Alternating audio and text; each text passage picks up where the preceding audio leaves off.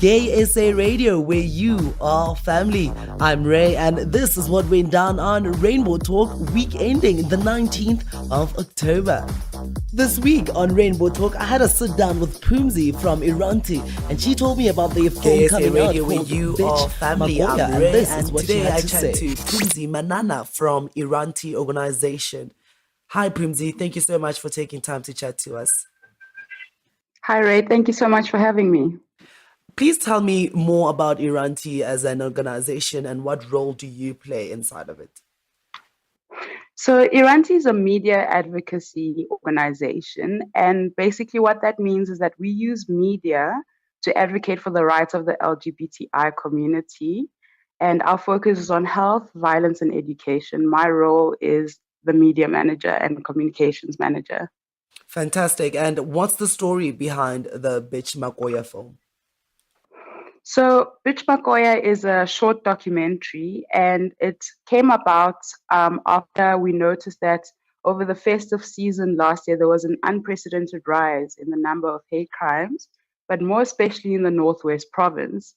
Since Iranti always follows up on hate crimes when they're reported, this is to just make sure that the justice system is responsive to the cases, also to check on the families of the victims.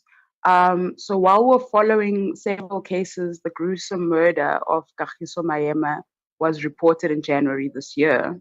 So the film came about while we were documenting, and because there were so many complexities to the case, it became the core focus of the story. And what's the objective or purpose behind this film screening in particular?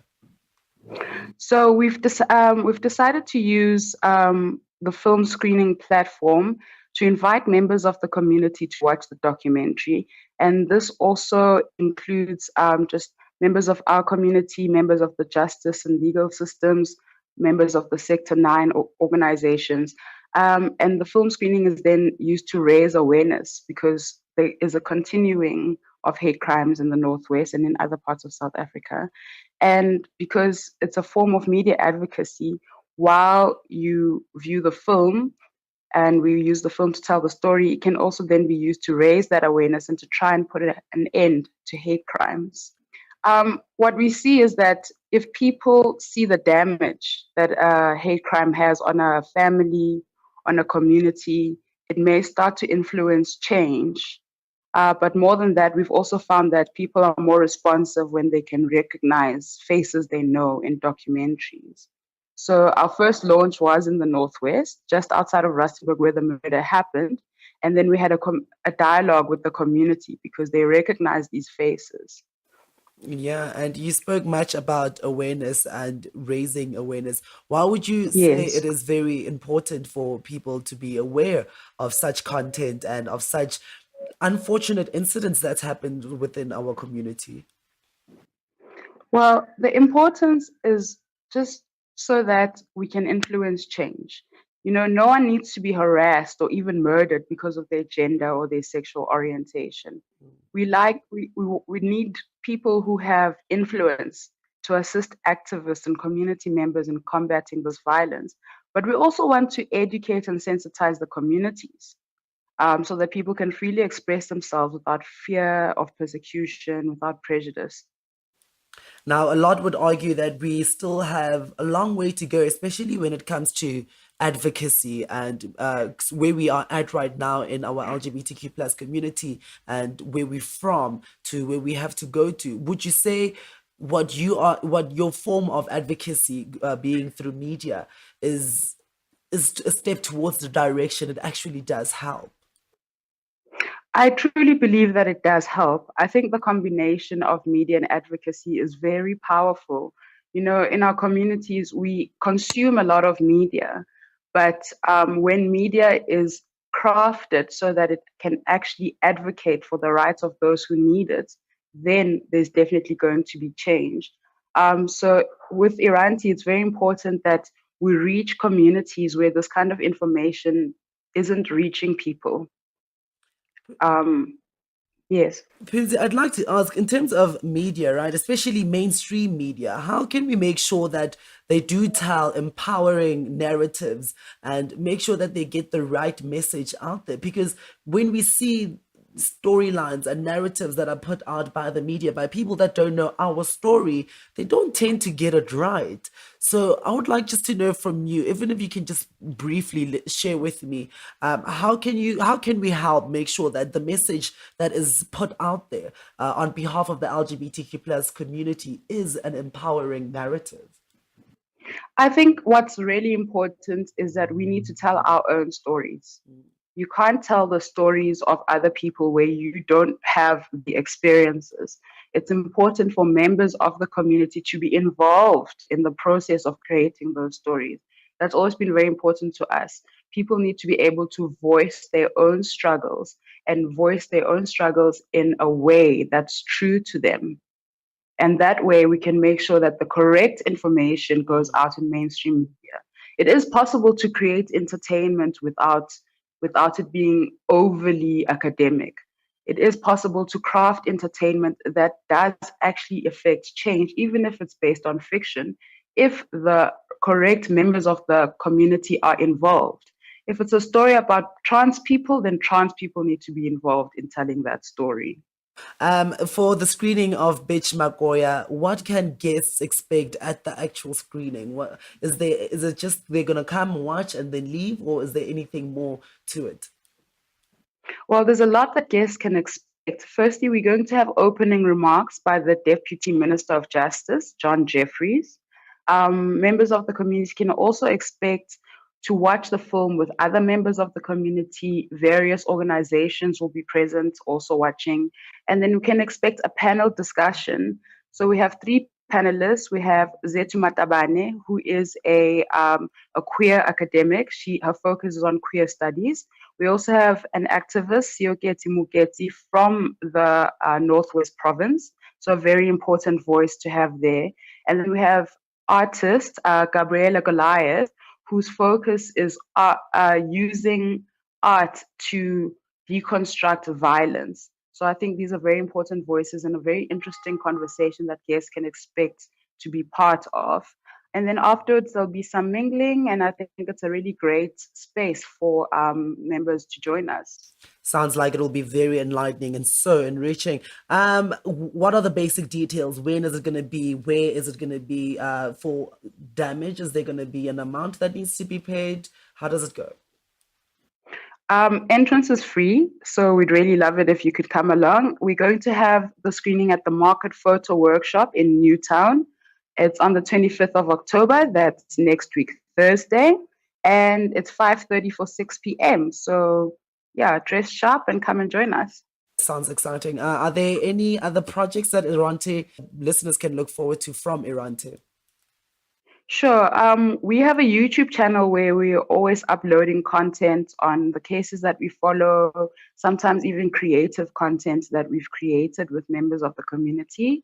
We have a Facebook page, that's iranti-org, that you can check out and you can see what we're up to, which events we're hosting, or where we'll be.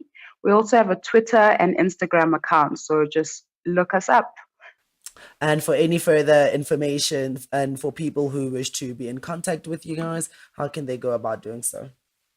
You can always Facebook message us, or you can give us a call. May I give you the number? Absolutely. It's 011 339 1476. That's 011 339 1476. So send us a message or give us a call. We're always happy to meet new people. Thank you so much for chatting to me, Pumzi. And thank you so much for having us. GSA Radio, where you are family. This is Ray, and I was chatting to Pumzi Manana from Irante, a media and advocacy organization. Up next is Tandegile, a handicapped young lady, telling us how she navigates with being both lesbian and disabled in this society. Reporting from Soweto Pride on the final day, and I'm here with a very interesting individual. Please introduce yourself to our listeners, and if you don't mind sharing what your disability is. My name is Tandegile. I am a Sowetan. I've been a paraplegic for almost 18 years now. Yeah, I was actually involved in a car accident when I was 10 years old. Oh, so you weren't born this way? No, I wasn't. Now, also just to clarify, how do you identify in terms of your orientation? I'm gay as fuck. I'm so There we sorry. go. There we go. She is gay AF. We love it here. Now, tell me, would you say, before we talk about the actual Pride event itself, would you say that the world has a different attitude towards you, seeing that you are lesbian and disabled? Would you say they sort of sympathize with you and you don't experience as much homophobia as perhaps your able-bodied counterparts who experience it on a daily basis? To be honest, I don't experience a lot of Homophobia. It is for me. I've always been a tomboy, and everyone that has been in my life since then has always identified me as a tomboy. But then when I came out, it was not so much of a shock. But yeah, well, we'll get to what I actually want to address in a second. Or should I address it now? Please. Yes. All right. My main challenge is that us as a gay nation, we do feel like we're not accommodated enough in the world. But now it's more challenging when you are gay and have a disability, because even the gay community has not expanded in that sense in terms of accommodating people with disabilities. I really wish that would change sooner than later. Speaking of accommodating people with disabilities, would you say that the Pride event, in terms of logistics, in terms of you just getting around, was it? Or do you feel that the venue and the organizers took people like you into consideration? Now they did. It's better. I think it's definitely better than last year. In the past, I think it's only now. I think the awareness is only starting to kick in now. But I haven't. I still have not gotten to that point. But you know what? We learn every day.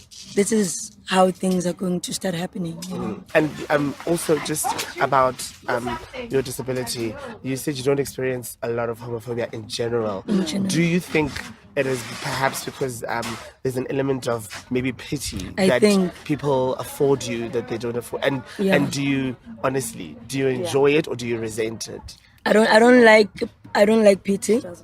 I actually hate pity, but some people express different emotions differently. So sometimes it may look like pity, but it's just, I don't know how to define it. But yeah, maybe you can probably put it as friendliness. Yeah, trying to be sensitive. Trying To be sensitive towards me, you know. But I hate pity with all my life. Do you think you, in terms of getting around, you operate better in heterosexual spaces or gay spaces? Just on a daily... In getting around? Yeah, with your daily physical challenges. Or is it the same? I actually feel like heterosexuals handle me better than gay people. Wow, that's interesting. That's very strange, I know, but they are so... I don't know, you know, there hasn't been a lot of awareness, but the treatment I receive. But yesterday was fun, you know. Not that people of my nature or gay people are not friendly. Yesterday was one of the best experiences I've actually experienced on Gay Pride, and Soweto Pride is getting better. So you are one of the. You said you're a proud Sowetan. You've done Soweto Pride numerous times. My whole life. What would be your one complaint about the event? The event. Before Black Twitter puts it out there. Yeah, the event. If you can make the bathrooms more wheelchair friendly in the future, and make sure that the ground is leveled. You see, when I went that side yesterday, it was a challenge because there's like stones. I can't drive myself. I'm very independent, so I prefer doing everything But myself. the pebbles were hard to maneuver. They were very hard, you know, even for the person that was actually assisting me. So if in future you can make sure that everything is on ground level, and the bathrooms are wheelchair friendly. And what was your highlight for this year, especially compared to other years? My highlight, well, definitely Kelly Kuma. No, she shut it down. Hey. She shut it down. Shut it down. But my highlight, wow, you know what?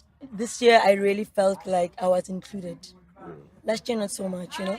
And people were very assistive, willing to help, willing to assist wherever I couldn't, even with the people I was with, just to assist them also. I had a quick chat with Mr. Sia Khumalo, an author of You Need to Be Gay to Know God, and he told me about all his expectations for the global conference that took place at Constitution Hill in Johannesburg. And we are still out at the Global LGBTIQ Plus Network and Conference. What a mouthful, right? Yes, it is. I'm here chatting to Sia Khumalo, who focuses mainly on he is actually a political commentator, as well as the author of You Have to Be Gay to Know God. And we actually chatted with you on air recently. Yes, we did. Can you tell us why you are here? Well, I'm really excited because we're in a time at the moment when there are a lot of these meetings and these conferences, and everyone's cognizant of the idea that they have to take something back home that they can use. So I just knew from the moment I saw the invite, I was confident that this will be another kind of gathering like that, and I do hope we wring every ounce of value that we can out of it in terms of improving the situation for LGBTIQ plus people across the continent, not just in our own backyards. Do you have a highlight or an expectation that you are hoping to get from this? I'm a bit open-minded because one of the things I've noticed, and a few of the speakers have mentioned it, this is a very homogeneous group. So the expectation, my hope is somebody's taking notes, that there's a strategy document of some nature that will emerge from all of this.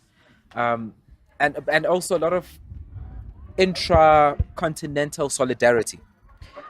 But otherwise, it's one of those situations where I'm confident something great is going to emerge, but I'm not entirely sure what it will be, other than a strategy maybe.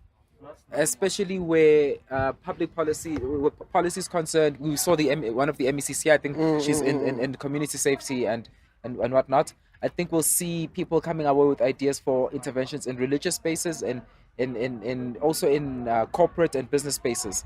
And that's always valuable. You mentioned that you noticed a common thread amongst the speakers that have already spoken this morning, and you hope that people can take notes and answer the questions, and then we have a plan. Some of the questions that Thami Dish actually raised was how to create a safe space amongst us, how to inject and influence positive content on social media for the LGBTQ plus community, ways to find inspirations and teaching from within one of us ourselves. And he says he pleaded and challenged us to organize ourselves and find these answers. Do you have any take on that? Well, he's not just the only one who said this, but there's an issue of eradicating the homophobia from within us.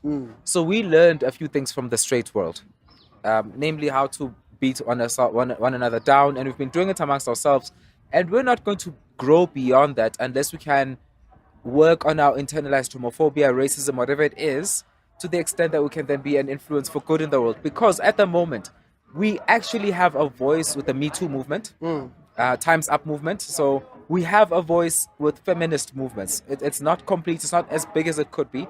But I think when we eradicate the misogyny and the homophobia that we live with, our message on those platforms will be clearer. So but if we just get that right, if we get our internal politics right, the organizational work we have done will click into place. We have been organizing. You've mentioned a couple of movements, and I'd like us to touch on that as soon as we've heard more of these conversations and dialogues, because I think we're going to pick up a lot of that also. Yes. Being feminist, being part of feminist movements and womanist movements. So, lastly, you've told me your expectations. You told me what you hope to get from this. Bit open-minded. Yeah. What are some of the things that you personally are going to be touching on during your dialogue conversation? Well, the next one is about religion. And it's going to be about the importance of speaking a language. When we go to our communities, the broader world, always speak a language that people can understand. Yes, we have been bottled and suppressed, and our first instinct is to come out with what is familiar and comfortable and comforting to us. So it's drinking our own Kool-Aid. When we go back into our churches, into our cultural spaces, into our community spaces, we need to remember the languages that they know and somehow marry where we're coming from, our safe spaces, with what they know. Otherwise, will be speaking foreign to such an extent it'll be an immediate upfront rejection. Spanish language to French people. Correct. So the temptation is to go back home with the rainbow flag flying high, which is great. Fly a rainbow flag. But it takes time. It takes time because now you have to explain what the rainbow flag is. Why the colors? Yes, what you could do is simply say to the person, listen, you're Zulu. This is your cultural background. Let me tell you what the Zulu tradition said before colonialism whitewashed it. This is what the Zulu tradition said about LGBTI people. So start with where the person is and then move them over to, and now that's how we got the rainbow flag, all the way further down in history. Where we are at right now, and where we're trying to take it. Yeah, so start back there. We all come from common roots. Start at the common root and then explain your journey up until the flag, up until pride, up until these things that are so foreign to a lot of our relatives and our friends and our pastors and our communities. So yeah, I really look forward to hearing more of your dialogue and conversations. I think it's going to be very enlightening, apart from what we've already know about you and read from the book. Right. Hopefully you'll be giving us some new information that we can take with us and, as you say, infiltrate it to taking it back home and making it more applicable to us. All right. Thank you so much for the chat. Thank you so much. I'll see you. Finally, here is Thami Dish from the Thami Dish Foundation, who organized the whole global conference, bringing together all activists and influential people from all around the world to sit down and discuss LGBTQ plus matters and how we can move forward as a community. This is Thami Dish reporting from Constitution Hill, Johannesburg. To invite onto stage the founder of the global LGBTIQ network. Thami, go closer, come. I don't usually do this. I'm so anxious. What do you say after Ricky Kosita has spoken? You know? So you just read through your script, you know? You're like, okay, there's a speech, go through it, and try and keep it sweet and short because you've pretty much covered everything. So I'm going to start. William Shakespeare said, all the world's a stage, and all men and women are merely players. They have their exits and their entrances. Welcome everybody to the grandest of stage. My name is, as Sade said, Thami Dish. No, this dish. Like Ricky had said, there's been many notable number of achievements within the LGBTI community over the last couple of years. We come from difficult times where homophobia was so rife, it shot like a bullet beyond what the eyes could see. It was a very difficult time, if not an unspoken topic within the Black traditional communities, and societies at large looked at it as a taboo. Many were boxed in with emotions and anger. We lost lives due to the depression of having no one to speak to because of coming out. Let alone that, there were no laws that guaranteed our people. At the dawn of this evil act committed by homophobes, the law took a U-turn and transformed the law into the case of Minister of Home Affairs, V. Fourie.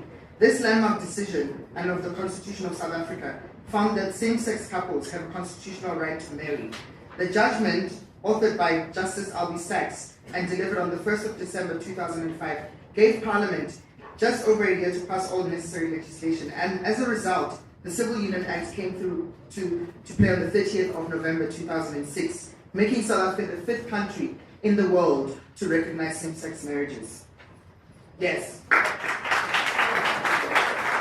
Now, post this judgment, there have been many inclusive other progressive strides that have been taken by the South African government and to include LGBTI communities. We've seen great increase in the attendance of Pride events. Many corporate companies have found ways of making sure that they acknowledge our community. We've even seen institutions of higher learning making sure that they take a stance in communicating all their messaging in a gender-neutral manner. And that, and that can be looked at as progress. There's still more to be done though. However, I want us to touch on a few ways on how we can organize ourselves and to make sure that we move forward with our struggles with a little bit of va-va-vu, and yes, va-va-vu. One thing that's very important to me is how we create safe spaces. We need to create safe spaces that will allow people to open up, for people to speak without fear of feeling like they'll be judged or looked at as if they're mad or crazy, but rather for us to be able to hear all their cries and their pain and to see all the challenges they face every single day. Secondly, I want us to find ways to let our Twitter, our Facebook, our Instagram, and our daily practices be the source of light to all our struggles. We need to find a way of being agents of positive change. We need to find ways to kill all the toxic spirits we tend to emit on social media, be it intentionally or unintentionally. It's about time where we spread love, motivation, and find ways to make sure that we find meaningful and impactful ways of making sure that we find solutions as a collective, as the LGBTI community here in the continent and in the world. Secondly, we need to find ways to educate each other. And this, of course, is not on tips on how to get the best yums and cuddles at night, but also, on a lighter note, to tap into the power of education and how we can educate each other as a collective, taking a more restorative approach.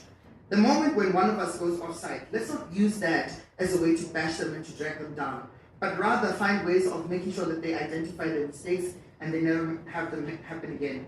Let's find ways of killing the culture of ridiculing each other, all of us. Yes, I agree. This brings me to my last point. Let's find ways that we can feed off each other's strength, learn of each other's experiences, brains, but most importantly, see each other with more respect and humility.